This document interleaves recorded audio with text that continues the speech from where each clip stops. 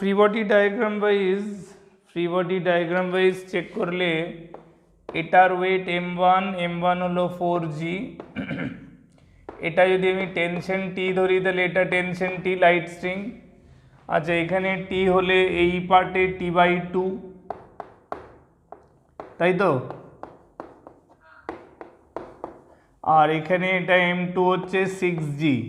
এবার কোনটা উপরে যাবে কোনটা নিচে যাবে জানি না, তাই তো, তাহলে সেক্ষেত্রে কম্পেয়ার কি করতে হবে, এখানে m2-র ওপর ফোর্সেসগুলো দেখতে হবে আর এখানে m1-এর ওপর। তো ফর এক্সাম্পল আমি যদি m1-এ যে ফ্রি বডি ডায়াগ্রামটা on m1 you can see the upward force is how much t আর ডাউনওয়ার্ড ফোর্স কত 4g, তাহলে আমি যদি কনসিডার করে নিই লেট t বি 4g, ঠিক আছে, আমি যদি ধরে নিই t এর value 4g, this implies that m1 will be at rest, তাই তো। আমি যদি একটা কন্ডিশন প্রোভাইড করি যে টেনশনের ভ্যালুটা আমি যদি 4g ধরে নিই, তাই না, তাহলে 4g যদি আমি টেনশনের ভ্যালু প্রোভাইড করে দিই তাহলে 4g is balanced by 4g, তাহলে m1 রেস্টে থাকবে, হ্যাঁ কি না। আচ্ছা সেক্ষেত্রে on the mass of m2 m2-র ফ্রি বডি ডায়াগ্রামটা যদি দেখি তাহলে m2-র ওয়েট হচ্ছে 6g আর আপওয়ার্ড ফোর্স t/2, তার মানে ওটা 2g, যেহেতু আমি t = 4g ধরেছি তো নাকি, তার মানে এখানে কি দাঁড়াচ্ছে যে in order to balance m1, আমি m1-কে যদি ব্যালেন্স করতে চাই তাহলেও আমি m2-কে ব্যালেন্স করতে পারছি না।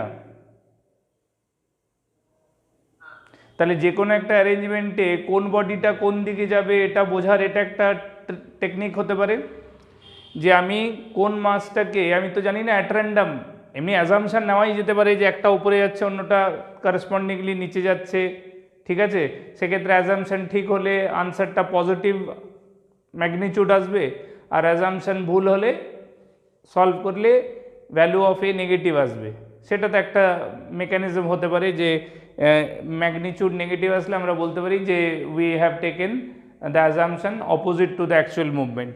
কিন্তু সেসবে না গিয়ে যদি এক্স্যাক্ট মুভমেন্টটাকে অ্যানালাইজ করতে হয় তাহলে তার উপায় কী হতে পারে, যে মাল্টিপল বডি সিস্টেমে যেখানে মাল্টিপল বডির মুভমেন্ট পসিবল, সেখানে পুরো সিস্টেমটায় যে কোনো একটা মাসকে তুমি একটা কন্ডিশনাল মানে ইকুইলিব্রিয়াম কন্ডিশন প্রোভাইড করো, সেক্ষেত্রে কনফার্ম হয়ে যাবে যে একটাকে যখন ইকুইলিব্রিয়াম কন্ডিশন প্রোভাইড করছো তখন কি সেকেন্ড বডি বা আরও অন্য বডিও কি সেই ইকুইলিব্রিয়াম কন্ডিশন এভেল করতে পারছে।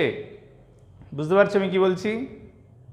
একটা মাসকে এটা তুমি উল্টোভাবেও করতে পারতে। ফর এক্সাম্পল তুমি m2টাকে ইকুইলিব্রিয়াম রাখতে চাইতে, তাহলে m2-র ওয়েট 6g, তাহলে t/2-র নিউমেরিক্যাল ভ্যালু 6g হতো। বুঝতে পারছো আমি কি বলছি?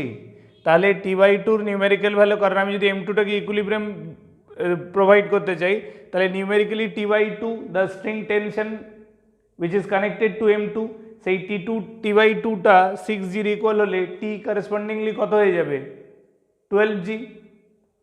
তাহলে t যদি 12g হয় তাহলে এখানে 12g আপওয়ার্ড 4g নিচে, তার মানে ডেফিনেটলি এটাকে ইকুইলিব্রিয়াম প্রোভাইড করলে এটা উপরে যাবে বা এটাকে ইকুইলিব্রিয়াম প্রোভাইড করলে এটা নিচে যাচ্ছে, তাই তো দাঁড়াচ্ছে 6g is more then 2g, তার মানে মোশনটা কোন দিকে হবে, এটা ডাউনওয়ার্ড। তার মানে হচ্ছে যে কানেক্টেড বডিতে একটা বডিকে কন্ডিশন অফ ইকুইলিব্রিয়াম প্রোভাইড করে দিলে আমরা অন্য বডির অ্যাকচুয়াল মোশনটাকে বুঝে ফেলতে পারি, ঠিক আছে। তাহলে এখানে ক্লিয়ার হলো যে এ নিচে যাবে। আচ্ছা যখন এটা নিচে যাবে তখন করসপন্ডিংলি এটা ওপরে যাবে। এবার প্রশ্ন হচ্ছে কি দুটো কি ইকুয়াল যাবে? না, কেন না? তার কারণ দেখো এই যে স্ট্রিংটা t/2 টেনশনের যে স্ট্রিংটা তার একটা এন্ড এখানে, এই এন্ডটা অ্যাজ পার ডায়াগ্রাম এটা ফিক্সড, তো আমি এখানে এটাকে দেখেছি এটাকে বাঁধা আছে, তার মানে এটা ফিক্স পয়েন্ট।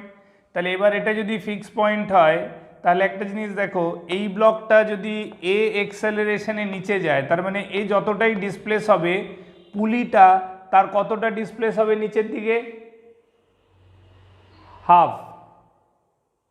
কেন? কারণ তুমি এই জিনিসটাকে বোঝার চেষ্টা করো, এটা একটা পুলি, পুলির এই দিকটা ফিক্সড, তাই তো?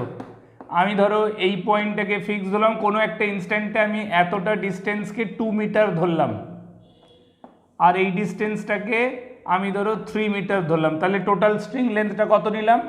2 + 3 5। এবার আমি পুলিটাকে এখানে আসতে দিলাম such that this length is now 1 metre, তার মানে পুলিটা কতটা নিচে এলো? 1 মিটার। তাহলে স্ট্রিংটা যেটা পুলির ওপর দিয়ে যাচ্ছে তার টোটাল লেন্থ কত ছিল? 5 মিটার। তাহলে এবার স্ট্রিংটা এই অবস্থায় থাকবে, তার মানে এতটা পোর্শন তাহলে কত হয়ে যাবে? 4 মিটার, যেহেতু টোটাল লেন্থটা 5 মিটার হবে। তাহলে একটা জিনিস দেখো, এখান থেকে আগে এতটা ছিল 3 মিটার, আউট অফ হুইচ এই পার্টটা 1 মিটার, তাই তো? তাহলে এতটা কত? এতটা 3 মিটার ছিল তো, out of which this was 1 meter, যেটা পুলিটা নিচে এসছে, তাহলে এতটা 2 মিটার। তাহলে এই পার্টটা কত আসছে? তার মানে দেখা যাচ্ছে যে একটা পুলি যদি 1 মিটার ট্রাভেল করছে, তাহলে স্ট্রিংটা মুভ করছে তার ডাবল। এটা কখন হবে? কন্ডিশন লিখে রাখো, এই মুভমেন্টটা কখন হবে? Provided when a pulley moves, এই কন্ডিশনটা লিখে রাখো, when a pulley moves through a distance x and the string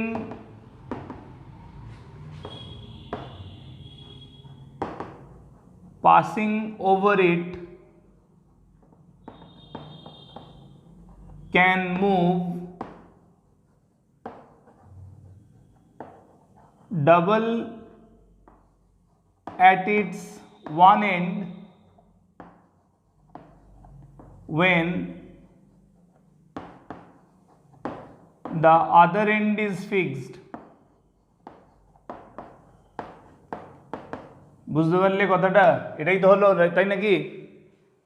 যে ঘটনাটা ঘটলো সেটা তো এটাই তো, যে পুলিটা যখন মুভ করলো নিচের দিকে গেল থ্রু 1 মিটার, আমি যে এক্সাম্পলটা নিলাম যে string passing over the pulley taken to be 5 meter, provided in one side it is 2 meter and other side it is 3 meter, যেই দিকে 2 মিটার ছিল সেই দিকের এন্ডটা ফিক্স করে রেখেছিলাম। তাহলে from that situation onwards, if I allow the pulley to descends or moves through 1 meter, provided one end of the string passing over the pulley remains unmoved, then the other end moves down through 2 meter, যাতে কিনা এদিকে 1 আর এদিকে 4 হয়ে যায়। বুঝতে পারলে? তাহলে সেটাকে আমি লিখে দিলাম কন্ডিশন ওয়াইজ, যে when a pulley moves through a distance x and the string passing over it can move double at its one end when the other end is fixed। বুঝতে পেরেছো? দেখো তো ওই কন্ডিশনটাই এখানে কাজ করছে তো নাকি? এই স্ট্রিংটা যে পুলিটার ওপর দিয়ে পাস করছে, এই পুলিটা তো মুভেবল পুলি, অ্যাকর্ডিং টু অ্যারেঞ্জমেন্ট এটা মুভেবল কিনা?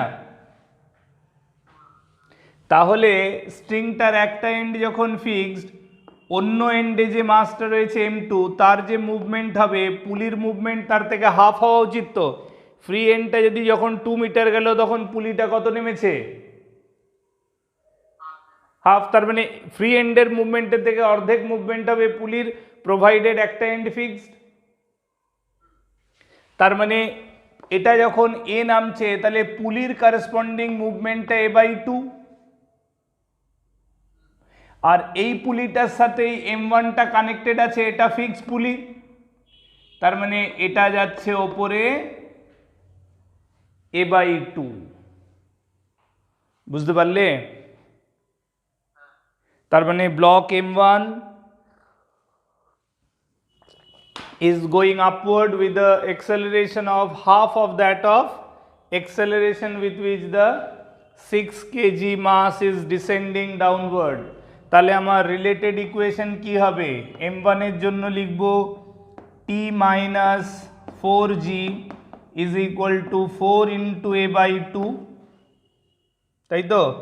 তো এটাকে 2a লিখে দেওয়া যেতে পারে, লেট ইট বি ইকুয়েশন 1, তাই তো? আর M2টার জন্য লিখব 6g minus t by 2 that is equal to 6 into a, এখানে t এখানে t by 2, এটাকে ইন্টু 2 করে দাও,